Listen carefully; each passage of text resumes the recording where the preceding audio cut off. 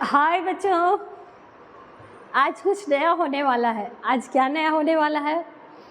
कुछ नया और कुछ अच्छा होने वाला है। कुछ बहुत ही अच्छा, कुछ एडवेंचरस होने वाला है।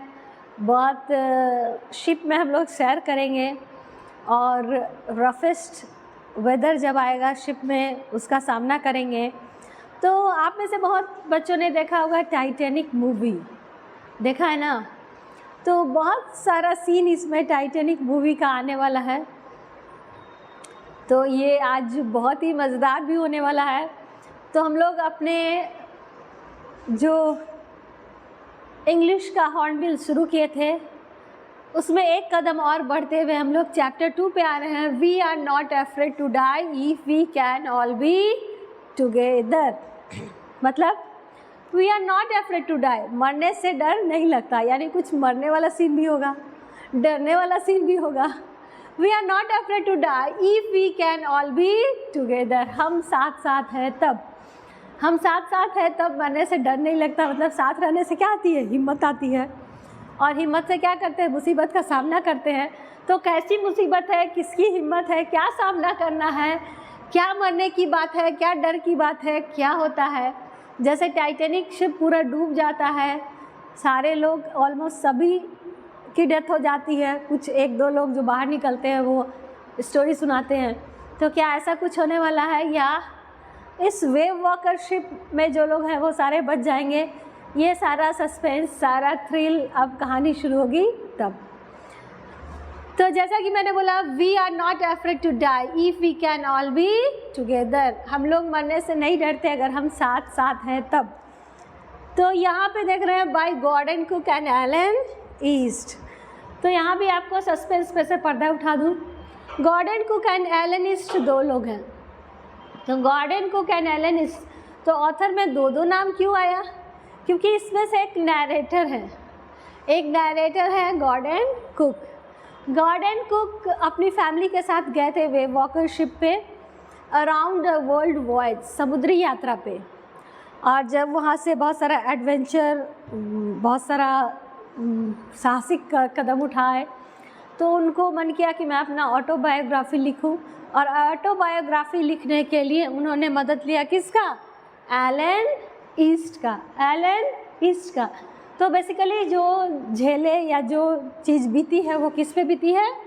गॉर्डन कुक पे, गॉर्डन कुक पे बीती है। तो यहाँ से हम लोग देख रहे हैं धीरे धीरे आपका सस्पेंस पे से पर्दा हटेगा।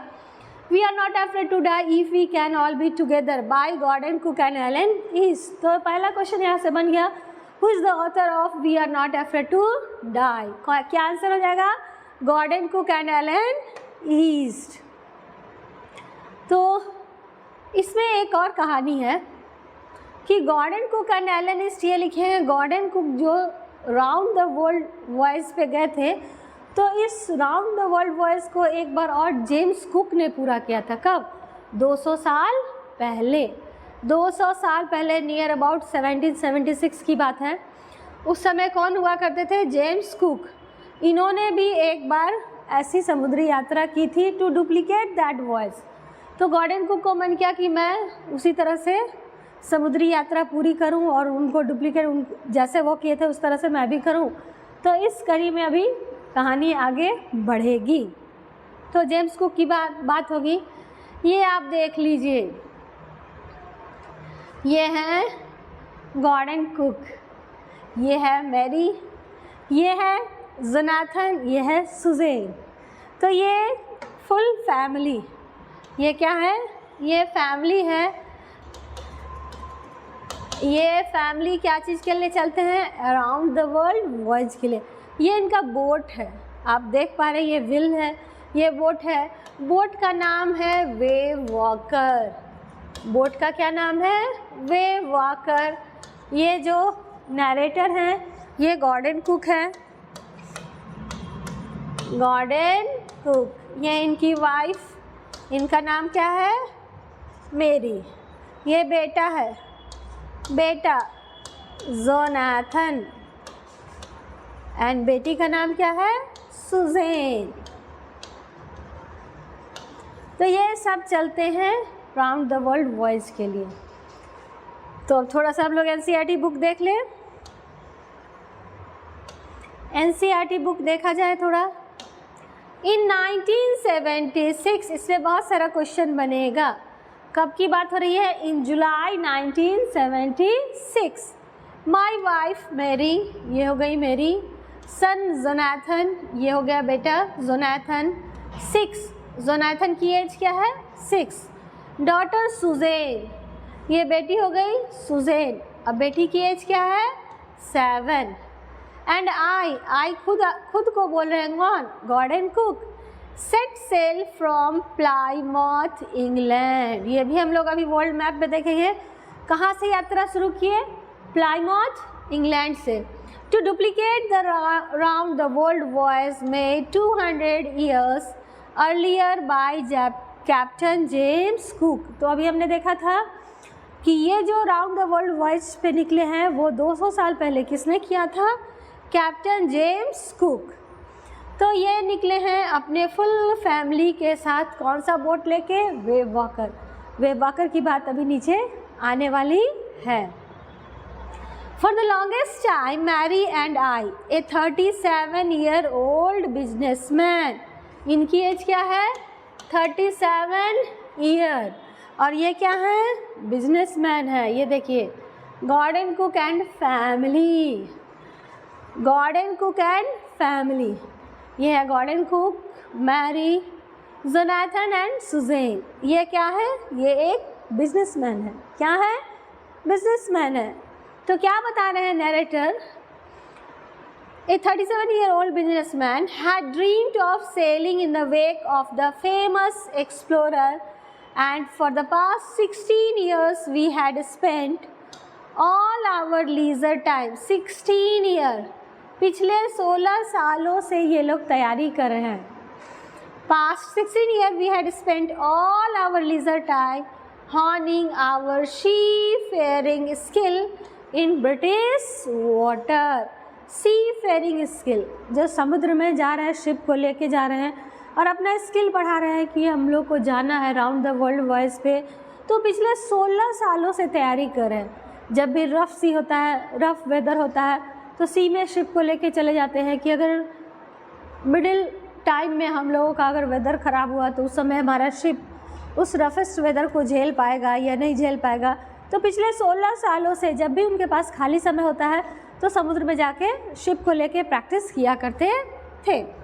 अगेन हम लोग देख रहे हैं, for the past 16 years we had spent all our leisure time honing our seafaring skill in British water. British water क्यों बोला जाता है? क्योंकि इन्होंने प्लाईमाउथ इंग्लैंड से यात्रा शुरू की थी और ये क्या थे? ब्रिटिशर्स थे और वहीं से अभी यात्रा शुरू करनी थी। तो ये हम लोगों ने देखा, ship wave walker, full family निकलते हैं कहाँ से? प्लाईमाउथ इंग्लैंड से। और पिछले 16 सालों से ये तैयारी कर रहे हैं। यही गॉर्डन कुक एंड फैमिली, ये उनकी पूरी फैमिली है। ये अभी निकलेंगे राउंड द वर्ल्ड वॉयज पे। तो अब आ जाइए, थोड़ी सी बात और आगे बढ़ जाते हैं, थोड़ी सी एनसीईआरटी बुक में चले जाएं, हॉर्नबिल में। Our boat Wave Walker, again objective question. Gordon Cook ने जिस शिप से समुद्री यात्रा शुरू की थी उसका नाम क्या था? Wave walker. वेव वॉकर ए 23 मीटर, अगेन ऑब्जेक्टिव क्वेश्चन। इसकी लेंथ क्या थी? 23 मीटर एंड 30 टन। वेट कितना था? 30 टन। वुडन हर्ल्ड ब्यूटी, मतलब क्या चीज़ का बना था? वुड का बना था। तो हम लोग अभी एक्चुअल वेव वॉकर भी देखेंगे, एक्चुअल रियल वेव वॉकर भी देखेंगे। अभी आप लोग इमेजिन कीजिए, बोट का नाम क्या है? Wave Walker. कितना मीटर? 23। कितना वेट? 30 टन। वुडन बना हुआ है। हैड बीन प्रोफेशनली बिल्ट, पूरा प्रोफेशनल तरीके से तैयार किया गया था। And we had spend months fitting it out and testing it in the roughest weather we could find। तो हम लोग इसको महीनों तक क्या किए? फिट किए, तैयार किए, टेस्टिंग किए। कहाँ पे टेस्टिंग किए? roughest weather we could find। जब भी सबसे ख़राब मौसम आता था तो हम लोग वेव वॉकर को लेके क्या होते थे? निकल जाते थे कि क्या इस वेदर को वेव वॉकर झेल पाएगा। तो ऐसा हम लोग प्रैक्टिस कर रहे थे कितने सालों से? 16 सालों से।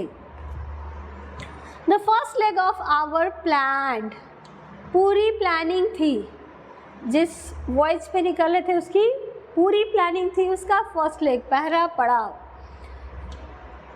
ऑफ आवर प्लान 3 ईयर, कितने साल की थी प्लानिंग? 3 इयर्स की थी। 1005 किलोमीटर जर्नी पास्ट प्लेजेंटली, तो पहला पड़ाव में क्या हुआ? 1005 किलोमीटर की जर्नी क्या हुई? प्लेजेंटली, एकदम कोई विघ्न बाधा नहीं, कोई परेशानी नहीं, बड़े अच्छे से इन लोगों का जर्नी पास हुआ। As we sail down the west coast of Africa to Cape Town, अब हम लोग को किधर जाना था? West coast of Africa, west से किधर? Cape Town. There before heading east, east की तरफ जाने से पहले वी टुक ऑन 2 क्रूमैन, हम लोगों ने 2 क्रूमैन और लिए। कौन कौन? ये भी आएगा आपका ऑब्जेक्टिव क्वेश्चन में, Larry Vigil and Herb Sigler. Larry Vigil कहाँ के रहने वाले थे? अमेरिका के। तो 2 क्रूमैन लिए, कौन कौन? American Larry Vigil and Swiss Herb Sigler. Herb Sigler कहाँ के रहने वाले थे? ये स्विस थे, स्विट्जरलैंड के रहने वाले थे। To help us tackle one of the world's roughest sea, the southern Indian ocean. अब हम लोग को पूरा मैप देखना चाहिए, तब ज़्यादा कंसेप्ट क्लियर होगा। पहले आप देख लीजिए wave walker, it is the actual wave walker, it is the actual wave walker. तो आप लोग सिर्फ बुक पढ़ने से काम नहीं चलेगा, कुछ इंटरेस्टिंग देखना होगा। तो ये देखिए वेव वॉकर, यही शिप है, ये फुल फैमिली ये लोग निकले हैं अराउंड द वर्ल्ड वॉइस के लिए। 23 मीटर लॉन्ग एंड 30 टन इसका क्या है? वेट है। अब कहाँ कहाँ से करना है इनको? इनको जो है यहाँ देखिए केप टाउन। अब ध्यान देंगे, west coast of Africa to Cape Town, पहला पड़ाव तो बड़ा अच्छा भी था, लेकिन केप टाउन से आगे किधर बढ़ना है? ऑस्ट्रेलिया की तरफ। बीच में क्या है? Indian ocean. ये साउदर्न इंडियन ओशन है, जिसको पार करना बहुत क्या है? टफ है, क्योंकि यहाँ पे बहुत मौसम बहुत ख़राब हो जाता है, वेदर काफ़ी रफ है। तो इन्होंने यहाँ से 2 क्रूमैन को ले लिया, लैरी विजिल एंड हर्ब सिगलर, क्योंकि अब इनको बहुत ख़तरनाक सी का सामना करना पड़ा था। तो सोचे कि 2 क्रूमैन और रख लेते हैं, फिर आगे क्या होगा देखते हैं। अगेन हम लोग देख लेते हैं।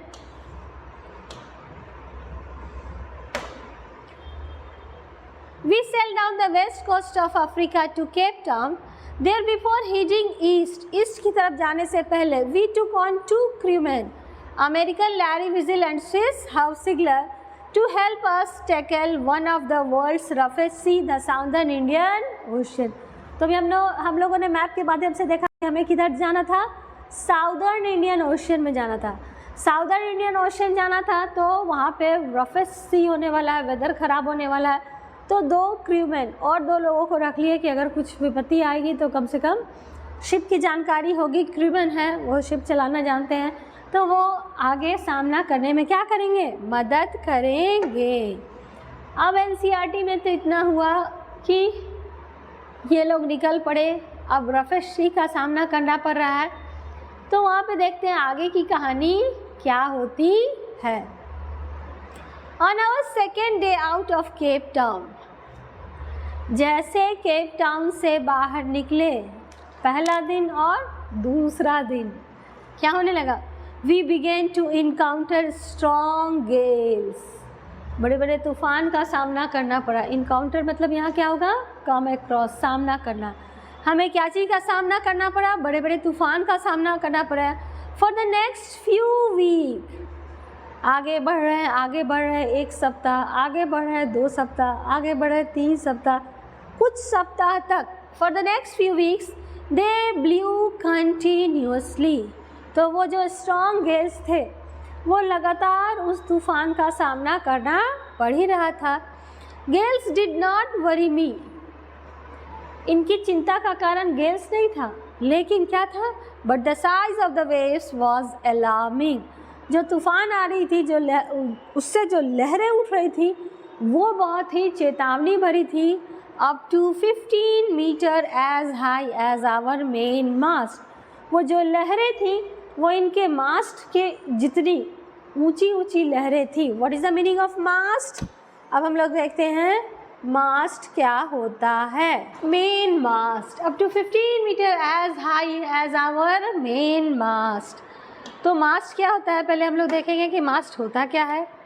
तो मास्ट देखो, शिप में क्या होता है, शिप में ये जो पोर्शन है इसको क्या कहते हैं, मास्ट। ये क्या है, मास्ट है। वेव्स उठ रही हैं क्योंकि गेल्स बहुत बड़ी बड़ी गेल्स हैं, तो जो वेव्स उठ रही हैं, समुद्री लहरें, वो कितनी बड़ी बड़ी लहरें हैं, इतनी बड़ी बड़ी ऊंची ऊंची लहरें हैं कि मास्ट के ऊपर तक चली जा रही हैं। मास्ट से ऊपर लहरें जा रही हैं, इट मीन्स कि शिप को क्या कर लेगी, डुबो लेगी। तो फियरफुल तो होगा ही, लगेगा जैसे कि शिप क्या है, डूबने वाला है। तो अब श्वेता मैम से पढ़ रहे हैं तो थोड़ा सा शिप का पार्ट्स भी हम लोग देख लें, क्योंकि अभी बहुत सारा वर्ड आने वाला है, स्टॉर्म, जीब, हल एंड स्टर्न, मेन सेल, ये सब आने वाला है। तो ये सब पोर्शन शिप में कहाँ होता है, ये आपके एनसीईआरटी बुक में भी है ये डायग्राम। ये देखिए, ये मेन सेल है, ये वाला पोर्शन क्या है, मेन सेल है। ये स्टॉर्म जीब है, स्टॉर्म जीब। और देख रहे हैं ये शिप का जो बैक पोर्शन होता है उसको कहते हैं स्टर्न। ये रडर है, कॉकपिट है, ये बूम है। और अभी हम लोग डेक भी देखेंगे दूसरे डायग्राम में। तो ये सब शिप के पार्ट अभी आने वाले हैं। अभी हम लोग कहाँ देख रहे थे, Gales did not worry me, Gales did not worry me but the size of the waves was alarming.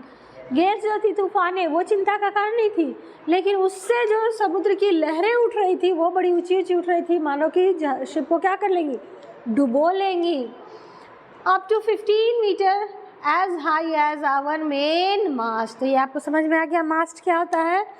अब हम देखेंगे कि शिप से हम लोग आगे बढ़ रहे थे, कब चले थे, तो थोड़ा सा बैक गियर लगाते हैं। कब चले थे हम लोग, जुलाई 1976। कहाँ से, प्लेमोथ इंग्लैंड से। जुलाई के बाद क्या आया, अगस्त आया, शिप आगे बढ़ा। अगस्त के बाद क्या आया, सितंबर आया। सितंबर के बाद आया अक्टूबर, अक्टूबर के बाद नवंबर। और आपको 3 इयर्स की जर्नी है, तो नवंबर के बाद दिसंबर आएंगे। और दिसंबर में क्या होता है, क्रिसमस होता है।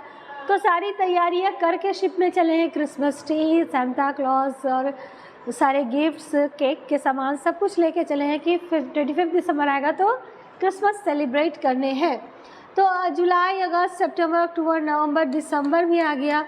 और दिसंबर में 25 दिसंबर आ गया, दैट मीन्स क्रिसमस डे। और ब्रिटिशर्स खूब धूमधाम से मनाते हैं, हम लोग भी क्रिसमस मनाते हैं। तो हम लोग देख पा रहे हैं कि शिप से आगे बढ़ते हम लोग कहाँ आ गए, दिसंबर 25 found us 3500 kilometre east of Cape town. Cape Town से ईस्ट की ओर 3500 किलोमीटर हम लोग आगे बढ़ चुके हैं। तो ये देख पा रहे हैं यहाँ पे क्या है, केप टाउन। केप टाउन से कितना, 3500 किलोमीटर। इधर किधर है हम लोग, ये इंडियन ओशियन है। ये क्या है, इंडियन ओशियन है। ये देखिए इंडिया का पार्ट है, और ये साउदर्न इंडियन ओशियन में ये चल रहे हैं। केप टाउन से आगे बढ़े हैं 3500 किलोमीटर। और दिन कब का है, दिसंबर का। तो देख रहे हैं हम लोग, December 25 found us 3500 kilometre east of Cape Town despite atrocious weather. Atrocious मतलब बैड ना, atrocious bad, very bad weather. बहुत ही खराब वेदर होने के बावजूद क्या करना है, सेलिब्रेट करना है Christmas. We had a wonderful holiday complete with a Christmas tree. तो खूब अच्छा हॉलीडे इन्होंने मनाया, किसके साथ, क्रिसमस ट्री के साथ, क्रिसमस ट्री के साथ। तो बहुत सुंदर दिख रहा है, हम लोग भी मनाते हैं शिप पे। ये लोग भी खूब धूमधाम से क्या मनाए, क्रिसमस मनाए। सारी तैयारियां लेके जा रहे थे। तो ये सब आपको देख के अच्छा ही लग रहा होगा। ये हम लोग लाइव चैप्टर में इन कर गए हैं, चैप्टर में लाइव देख रहे हैं, हर कुछ मैं कोशिश कर रही हूँ आपको फील कराने का। तो अब कैसा फील हुआ ये तो बाद में बातें होंगी। तो हम लोग आ जाओ फिर से। New Year Day saw no improvement, तो फिर आ जाओ 25 दिसंबर के बाद क्या आएगा, 26, 27, 28, 29, 30 एंड 31 दिसंबर। ये सब बीत रहा है, शिप पे ही बीत रहा है। अब आ गया 1 जनवरी, 1 जनवरी 1977, क्योंकि 76 से यात्रा शुरू किए थे, 1977 न्यू ईयर आ गया, लेकिन कोई चेंज वेदर में नहीं आया। तो जिस तरह से 25 दिसंबर की तैयारी थी उस तरह से न्यू ईयर की भी तैयारी थी। तो New Year's Day saw no improvement in the weather, कोई इम्प्रूवमेंट नहीं आया। तो चलो जैसे तुम लोगों को क्रिसमस फील कराए वैसे न्यू ईयर भी फील करा देते हैं। ये देखो, ये इमेजिन करो कि ये वेव वॉकर है, वेव वॉकर सी में है और सी में ही हम लोग क्या कर रहे हैं, ये सेलिब्रेट कर रहे हैं, आतिशबाजी कर रहे हैं, 1 जनवरी सेलिब्रेट कर रहे हैं, न्यू ईयर मना रहे हैं। तो डिस्पाइट एट्रोसियस वेदर ख़राब होने के बावजूद भी क्या किए, न्यू ईयर सेलिब्रेट किए, न्यू ईयर सेलिब्रेट किए। लेकिन न्यू ईयर के दिन भी कोई इम्प्रूवमेंट नहीं देखा गया, कोई इम्प्रूवमेंट नहीं देखा गया। New year saw no improvement in the weather but we reason that it had to change soon. हम लोगों ने क्या सोचा कि ये जल्दी चेंज होगा, सोचा तो होगा ही, तो हुआ भी एंड इट डिड चेंज हुआ भी। जो हम लोगों ने सोचा वही हुआ, चेंज हुआ भी, लेकिन क्या, फॉर द वर्स, मतलब वेदर और ख़राब हो गया। वेदर क्या हुआ, चेंज हुआ बट वेदर और ख़राब हो गया। मतलब 1 जनवरी के बाद जो 2 जनवरी आया उस दिन वेदर बहुत ही भयंकर, कितना भयंकर वेदर था, कितना ख़राब हुआ ये हम लोग देख पाएंगे। ये देखो 2 जनवरी की क्या सीन है, ये 2 जनवरी देख पा रहे हो तुम लोग। ये शिप है, ये सी है, समुद्र पूरे उफान पे है और शिप जब बड़े बड़े वेव्स के साथ, शिप भी क्या हो रहा है, ऊपर नीचे वेव्स जैसे जैसे चल रही है शिप भी ऊपर नीचे आ रहा। तो 2 जनवरी को क्या होने वाला है, क्या कुछ बहुत ख़तरनाक होने वाला है। क्यों डेथ की बात हुई है, क्यों ऐसा बोला गया, we are not afraid to die जैसा सिचुएशन क्यों आता है, 2 जनवरी को क्या होता है, ये हम लोग थोड़ा सा सस्पेंस रखते हैं। ये नेक्स्ट डे, तो आप लोग थोड़ा सा इंतज़ार कीजिए 2 जनवरी को और क्या क्या ख़तरनाक होने वाला है, कैसे टैकल करना है। तब तक के लिए बाय बाय।